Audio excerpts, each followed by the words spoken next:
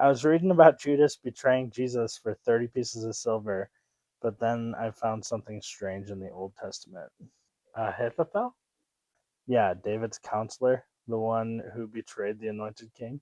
That connection runs deep. David was the Lord's anointed king, and Jesus is the greater anointed one, the Messiah. So Ahithophel betraying David mirrors Judas betraying Jesus. In a lot of ways, both were trusted companions, both turned away from the king they walked beside, both betrayals came from someone close enough to share fellowship. That sounds like Psalm 41. Even my close friend, in whom I trusted, who ate my bread, has lifted his heel against me. Exactly. David wrote that after Ahithophel's betrayal, but Jesus quotes it about Judas at the Last Supper. Wait, so Jesus saw Judas through the pattern of Ahithophel? Seems that way, and it gets even stranger. How? When Ahithophel joined Absalom's rebellion, he gave advice on how to strike David. What kind of advice? He said they should attack immediately at night, while David was weary, weak, and vulnerable from fleeing Jerusalem. That sounds exactly like Judas leading soldiers to Jesus in the garden at night. Right? Ahithophel wanted to come suddenly upon David while he was exhausted and scattered.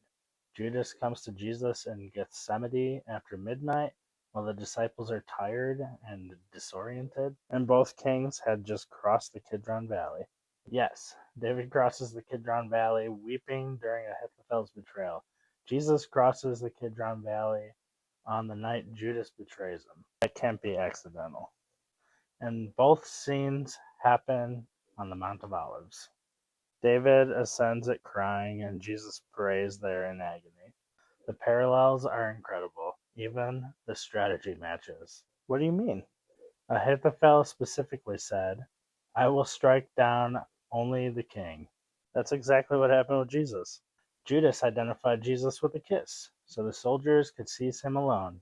And when Jesus is arrested, the disciples scatter. Just like Ahithophel described David's people scattering after the king was struck.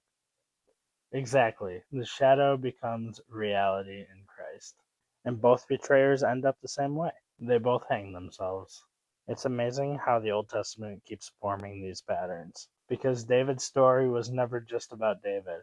The betrayed king was pointing forward to the true king, to Jesus.